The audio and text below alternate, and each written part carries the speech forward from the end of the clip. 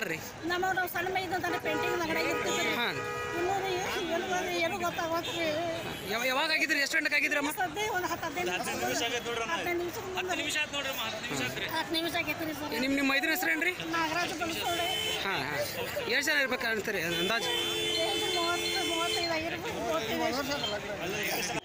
ಹಾಂ, ನಿಮ್ಮವ್ರು ಯಾರ್ದಾರ್ರಿ? ನಾವು ಸಣ್ಣ ಮೈದಂತ ಪೇಂಟಿಂಗ್ ಅಂಗಡಿ ಇರ್ತೀವಿ. ಹಾಂ, ಏನು ಗೊತ್ತಾಗೋತ್ರಿ. ಯಾವಾಗ ಆಗಿದ್ರಿ? ಎಷ್ಟು ಗಂಟೆಗೆ ಆಗಿದ್ರಮ್ಮ? ಸದ್ಯ ಒಂದು 10 ನಿಮಿಷ ಆಗೈತ್ರಿ ಸರ್. ನಿಮ್ಮ ಮೈದ್ರ ಹೆಸರೇನ್ರಿ? ನಾಗರಾಜ ಬಲಸೋಡೆ. ಹಾಂ ಹಾಂ, ಎಷ್ಟು ಜನ ಇರ್ಬೇಕು ಅಂತೀರಿ ಅಂದಾಜು? 30-35 ಆಗಿರ್ಬೇಕು. ಹಾಂ, ನಿಮ್ಮವ್ರು ಯಾರ್ದಾರ್ರಿ? ನಾವು ಸಣ್ಣ ಮೈದಂತ ಪೇಂಟಿಂಗ್ ಅಂಗಡಿ ಇರ್ತೀವಿ. ಹಾಂ, ಏನು ಗೊತ್ತಾಗೋತ್ರಿ. ಯಾವಾಗ ಆಗಿದ್ರಿ? ಎಷ್ಟು ಗಂಟೆಗೆ ಆಗಿದ್ರಮ್ಮ? ಸದ್ಯ ಒಂದು 10 ನಿಮಿಷ ಆಗೈತ್ರಿ ಸರ್. ನಿಮ್ಮ ಮೈದ್ರ ಹೆಸರೇನ್ರಿ? ನಾಗರಾಜ ಬಲಸೋಡೆ. ಹಾಂ ಹಾಂ, ಎಷ್ಟು ಜನ ಇರ್ಬೇಕು ಅಂತೀರಿ ಅಂದಾಜು? 30-35 ಆಗಿರ್ಬೇಕು. ಹಾಂ, ನಿಮ್ಮವ್ರು ಯಾರ್ದಾರ್ರಿ? ಎಸ್, ನಮ್ಮ ಧಾರವಾಡ ಪ್ರತಿನಿಧಿ ದುರ್ಗೇಶ್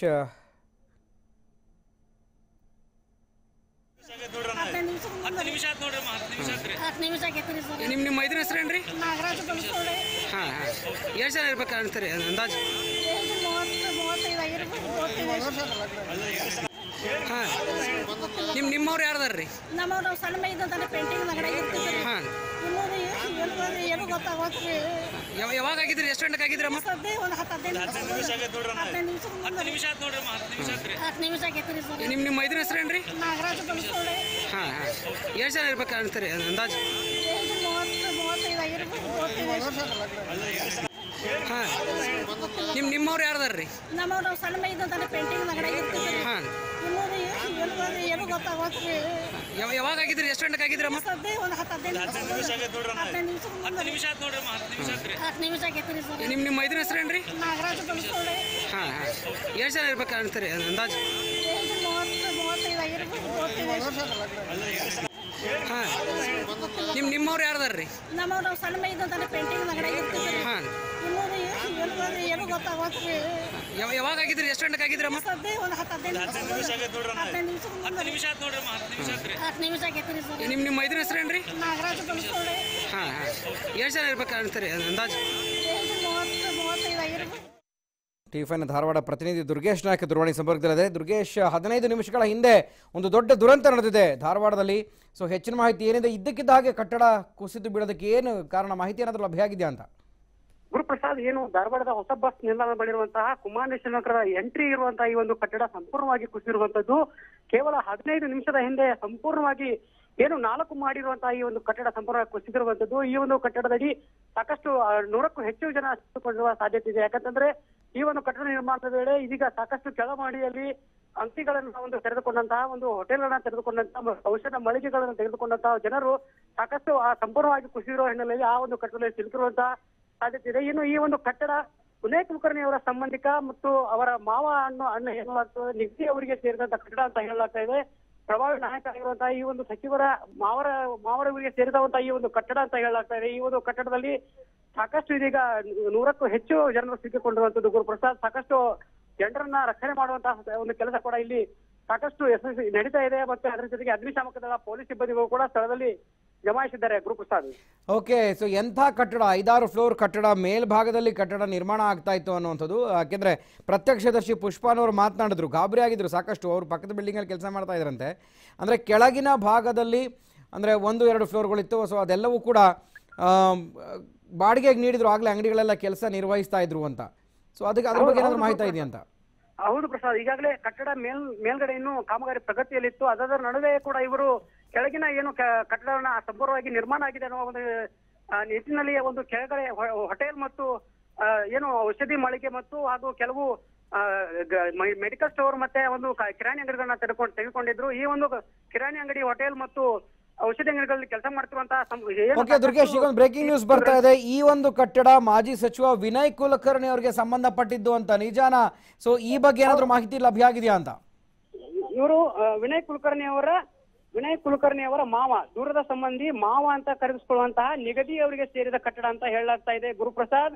ಏನು ಹೊಸ ಬಸ್ ನಿಲ್ದಾಣದ ಬಳಿ ಕಳೆದ 1.5 ವರ್ಷದ ಹಿಂದೆ ಈ ಒಂದು ಕಟ್ಟಡ ನಿರ್ಮಾಣ ಕಾರ್ಯವನ್ನ ಮಾಡ್ತಾರೆ ಅವರು ನಿಗದಿಯವರು ಮಾಡ್ತಾ ಇರುವಂತಹ ಒಂದು ಸಮಯದಲ್ಲಿ ಗುತ್ತಿಗೆದಾರರು ಕೆಳಗಿನ ಸಂಪೂರ್ಣ ಕಟ್ಟಡಗಳು ರೆಡಿ ಆಗಿದೆ, ಅವುಗಳನ್ನ ಕೊಡಿ ಅನ್ನೋ ಒಂದು ಮಾಹಿತಿ ನೀಡಿದ ಮೇಲೆ ಒಂದು ಜನರಿಗೆ ಔಷಧಿ ಅಂಗಡಿ ಮತ್ತು ಹೋಟೆಲ್ಗಳನ್ನ ತೆಗೆದುಕೊಂಡು ನಿರ್ಧಾರವನ್ನು ನೀಡಿರ್ತಾರೆ. ಅದಾದ ಮೂಲಕ ಮೇಲ್ಗಡೆ ಸಂಪೂರ್ಣವಾಗಿ ನಡೆದಿರುವಂತಹ ಏನು ಕಟ್ಟಡ ಕಾಮ ಇನ್ನು ಪ್ರಗತಿಯಲ್ಲಿದೆ, ಕಟ್ಟಿಗೆಗಳು ಕೂಡ ಇನ್ನು ಹಾಗೆ ಇದೆ. ಇದು ಸಾಕಷ್ಟು ಗುತ್ತಿಗೆದಾರರ ನಿರ್ಲಕ್ಷ್ಯವ ಅಥವಾ ಕಟ್ಟಡದ ಮಾಲೀಕರ ನಿರ್ಲಕ್ಷ್ಯ ಅನ್ನೋದು ಸಾಕಷ್ಟು ಸಂಶಯ ವ್ಯಕ್ತವಾಗ್ತಾ ಇದೆ. ಈ ಒಂದು ನಿಟ್ಟಿನಲ್ಲಿ ಪೊಲೀಸ್ ಅಧಿಕಾರಿಗಳು ಮತ್ತು ರಾಜಕೀಯ ನಾಯಕರು ಯಾವ ರೀತಿಯ ಕ್ರಮಗಳನ್ನ ತೆಗೆದುಕೊಳ್ತಾರೆ ಮತ್ತು ಕಟ್ಟಡದಲ್ಲಿ ಸಿಲುಕಿಕೊಂಡಿರುವಂತಹ ಜನರಿಗೆ ಯಾವ ರೀತಿಯಂತ ಪರಿಹಾರವನ್ನ ಘೋಷಣೆ ಮಾಡ್ತಾರೆ ಅನ್ನೋ ಸಾಕಷ್ಟು ಕುತೂಹಲ ಕೇಳಿಸಿದೆ. ಇನ್ನು ಈಗ ಅಲ್ಲಿ ರಕ್ಷಣಾ ಕಾರ್ಯಾಚರಣೆ ಯಾವ ರೀತಿ ನಡೀತಾ ಇದೆ ದುರ್ಗೇಶ್? ಯಾಕೆಂದ್ರೆ ಇಡೀ ಕಟ್ಟಡ ಕುಸಿದು ಬಿದ್ದಿದೆ.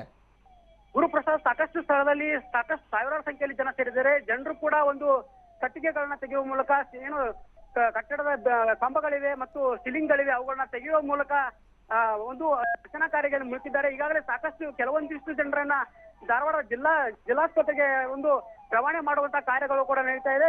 ಸ್ಥಳದಲ್ಲಿ 3 ಅಗ್ನಿಶಾಮಕ ದಳ ಮತ್ತು 2ಕ್ಕೂ ಹೆಚ್ಚು ಆಂಬ್ಯುಲೆನ್ಸ್ಗಳು ನಿರ್ವಹಣೆಯನ್ನ ಮಾಡ್ತಾ ಇದೆ ಗುರುಪ್ರಸಾದ್. ಓಕೆ, ಸೊ ಯಾಕೆಂದ್ರೆ ಅದು ಕಮರ್ಷಿಯಲ್ ಕಾಂಪ್ಲೆಕ್ಸ್ ಅಥವಾ ಒಂದು ಮಾಲ್ ತರ ಏನಾದರೂ ಇತ್ತ? ಕೆಳಗಿನ ಹಂತದೆಲ್ಲ ಬಾಡಿಗೆ ಕೊಟ್ಟಿದ್ರು, ಮೇಲ್ಗಡೆ ಕಟ್ತಾ ಇದ್ರು. ಸೊ ಇದ್ದಕ್ಕಿದ್ದ ಹಾಗೆ ಪೂರ್ತಿಯಾಗಿ ಕುಸಿಯೋದಕ್ಕೆ ಹೇಗೆ ಸಾಧ್ಯ ಆಯಿತು? ಯಾಕೆಂದ್ರೆ ಗುತ್ತಿಗೆದಾರರ ಲೋಪದೋಷ ಇರಬಹುದು ಅಂತ ಹೇಳ್ತಾ ಇದ್ದೀರಿ, ಆದರೆ ಒಂದೇ ಬಾರಿ ಎಲ್ಲ ಕಟ್ಟಡದ ಸಂಪೂರ್ಣ ಕಟ್ಟಡ ಕುಸಿಯೋದಕ್ಕೆ ಹೇಗೆ ಸಾಧ್ಯ ಆಗುತ್ತೆ ಅಂತ? ಒಂದು ಭಾಗ ಕುಸಿಬೇಕಾಗಿತ್ತು ಅಥವಾ ಅಂದ್ರೆ ಆ ಒಂದು ಕಟ್ಟಡ ಪೂರ್ತಿ ಕಳಪೆ ಕಾಮಗಾರಿ ಆಗಿತ್ತು ಅಂತನಾ? ಖಂಡಿತ ಗುರುಪ್ರಸಾದ್, ಈ ಒಂದು ಕಟ್ಟಡ ಕುಸಿತಕ್ಕೆ ಕಳಪೆ ಗುಣಮಟ್ಟತೆ ಕಾರಣ ಅಂತ ಹೇಳ್ಬೋದು. ಯಾಕಂತಂದ್ರೆ ಸಂಪೂರ್ಣವಾಗಿ 4 ಮಹಡಿಗಳು ಕುಸಿದಿರೋದ್ರಿಂದ ಸಂಪೂರ್ಣವಾಗಿ ಇಲ್ಲಿ ನಮಗೆ ಕಂಡು ಬರುವಂತದ್ದು ಕಟ್ಟಡ ಕಳಪೆ ಆಗಿದೆ ಅನ್ನುವಂಥದ್ದು. ಇನ್ನು ಗುತ್ತಿಗೆದಾರರು ಯಾವ ರೀತಿಯ ಒಂದು ಭರವಸೆ ಮೇರೆಗೆ ಕೆಳಗಡೆ ಇರುವವರಿಗೆ ಒಂದು ಉಳಿದುಕೊಳ್ಳಲು ಅವಕಾಶವನ್ನು ಮಾಡಿಕೊಡ್ತಾರೆ, ಅಲ್ಲದೆ ಕಟ್ಟಡ ಸಂಪೂರ್ಣವಾಗಿ ನಿರ್ಮಾಣ ಆದ್ಮೇಲೆ ತಾನೇ ಒಂದು ಏನು ಹೋಟೆಲ್ ಆಗಲಿ, ಔಷಧಿ ಅಂಗಡಿ ಆಗಲಿ, ಯಾವುದೇ ಒಂದು ಅಂಗಡಿಗಳನ್ನ ಹಾಕಿಕೊಳ್ಳೋ ಪರ್ಮಿಷನ್ ಕೊಡ್ಬೇಕಾಗತ್ತೆ. ಆದ್ರೆ ಇದ್ಯಾವುದನ್ನು ಕೂಡ ಇಲ್ಲಿ ಗಮನಿಸಲಾಗಿಲ್ಲ. ಇದರ ಹಿಂದೆ ಏನೆಲ್ಲ ಕಾರಣಗಳಿದೆ ಅನ್ನೋದನ್ನ ಇನ್ನಷ್ಟು ಪರಿಶೀಲನೆ ನಡೆಸಿದ ಮೂಲಕ, ತನಿಖೆ ನಡೆಸಿದ ಮೂಲಕ ಒಂದು ಎಲ್ಲ ಏನು ಊಹಾಪೋಹಗಳಿಗೆ ತೆರೆ ಬೀಳಲಿದೆ. ಗುರುಪ್ರಸಾದ್, ಸ್ಥಳಕ್ಕೆ ಯಾರು ಬಂದಿದ್ದಾರೆ ಈಗ ಸದ್ಯಕ್ಕೆ? ಎಕ್ಸಾಕ್ಟ್ ಆಗಿ ಯಾರು ಬಂದಿದ್ದಾರೆ ಅದ್ರ ಬಗ್ಗೆ ಏನಾದ್ರು ಮಾಹಿತಿ ಇದೆ ದುರ್ಗೇಶ್?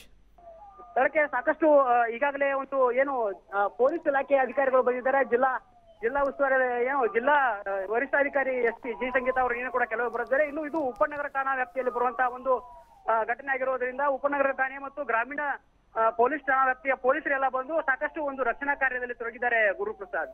ಓಕೆ, ಧನ್ಯವಾದ.